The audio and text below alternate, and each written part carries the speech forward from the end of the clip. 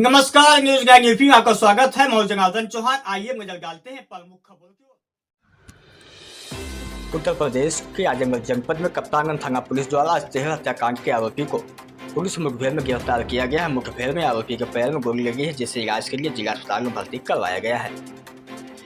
बताते चलिए कि कप्तानगंज थाना क्षेत्र के धनधारी गांव में 20 वर्षीय युवक राजन सिंह ने 16 अप्रैल 2023 को भोर में करीब 2:30 से 3 बजे कुल्हाड़ी से काटकर अपने पिता भानु प्रताप सिंह पुत्र हरिनारायण सिंह को मौत के घाट उतार दिया। इस बाबत जब उसकी मां सुनीता देवी सामने आई तो उसने मां पर ही कुल्हाड़ी से हमला बोल दिया और उसे भी मार डाला। घर में मौजूद उसकी छोटी बहन राशि सिंह अपनी जान बचाकर भागी तो उक्त युवक ने उसे दौड़ाकर बाजे के खेत में कुल्हाड़ी से काट डाला। घटनाक्रम के बाद युवक मौके से फरार हो गया। पुलिस ने मामले में मुकदमा दर्ज कर अपनी कार्रवाई शुरू कर दी थी। आज 20/21 अप्रैल की रात मुठभेड़ में आरोपी को कप्तानगंज पुलिस द्वारा गिरफ्तार कर लिया गया। आरोपी के पैर में गोली लगी, जिसे इलाज के लिए सदर अस्पताल में भर्ती करवाया गया है। आरोपी के पास से अवैध तमंचा, कारतूस व हत्या की घटना में ताकत बरामद हुआ है। Bureau report Azamgarh. 16 अप्रैल 2023 को थाना कप्तानगंज अंतर्गत धंधारी गांव में एक ही परिवार के 3 लोगों की हत्या के संबंध में थाना कप्तानगंज पर एफआईआर नंबर 93/23 धारा 302 आईपीसी पंजीकृत किया गया था। घटनास्थल निरीक्षण और अनुसंधान से यह स्थापित हुआ था कि इस घटना में अभियुक्त राजन सिंह के द्वारा अपने पिता, माता व 14 वर्षीय बहन की कुल्हाड़ी से हमला कर हत्या कारित की गई थी। इसकी गिरफ्तारी के लिए मेरे द्वारा 3 टीमें गठित की गई थी।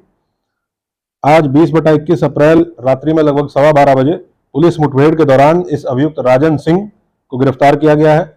इस दौरान इसके दाहिने पैर में गोली लगी है। उपचार के लिए इसको अस्पताल भेजा गया, जहां वर्तमान में इसकी स्थिति सामान्य बनी हुई है। इसके पास से घटना में प्रयुक्त कुल्हाड़ी, स्वयं व अपने पिता के 2 मोबाइल, 2700 रुपया एवं घटना के समय पहने हुए लोअर, टी-शर्ट और चप्पल बरामद हुए हैं।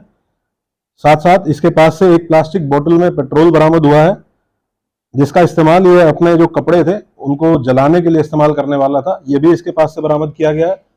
इससे 2 टीमों के द्वारा विस्तृत पूछताछ की जा रही है। अभी तक की पूछताछ से तथ्य प्रकाश में आए हैं कि 15 अप्रैल को इसी के गांव के एक व्यक्ति के यहाँ 2 बोरी गेहूं चोरी इसने किया था, जिसके संबंध में जब इसके पिताजी को शिकायत की गई, इसके पिताजी के द्वारा, मां के द्वारा इसको डांटा गया। इससे क्षुब्ध होकर इसने रात में लगभग 2:30 से 3 के बीच में उठा और 2 कुल्हाड़ी जो इसके घर पे ऑलरेडी रखी हुई थी उनको उठाया। एक कुल्हाड़ी से अपने पिताजी के सर पे कई बार वार किया। तब तक इसकी माताजी जग गई और इनके बीच में संघर्ष हुआ। इनकी माताजी ने इससे कुल्हाड़ी छीनने का प्रयास किया। उसके बाद इसने अपनी माताजी को भी दूसरी कुल्हाड़ी से कई बार उनकी गर्दन पे वार करके हत्या कर दी। और जो इसकी बहन थी, छोटी बहन, 14 वर्षीय छोटी बहन थी, जब वो खेत की तरफ भागने लगी तो उसको भी इसने कुल्हाड़ी से मार के गले पे कुल्हाड़ी से वार करके हत्या कर दी। इसके बाद इसने कपड़े बदलकर, जो खून से सने हुए कपड़े थे, उनको एक बैग में रखा और जो कुल्हाड़ी इसने इस्तेमाल की थी वो भी बैग में रखी। अपने पिताजी के मोबाइल, माताजी के मोबाइल और अपने पिताजी की जेब से 6500 रुपया निकालकर अपने पास रख लिया। इसके पास एक कट्टा और कारतूस भी था जो इसने बैग में रखा। इस सारे सामान को इसने जाके गन्ने के खेत में छिपा दिया।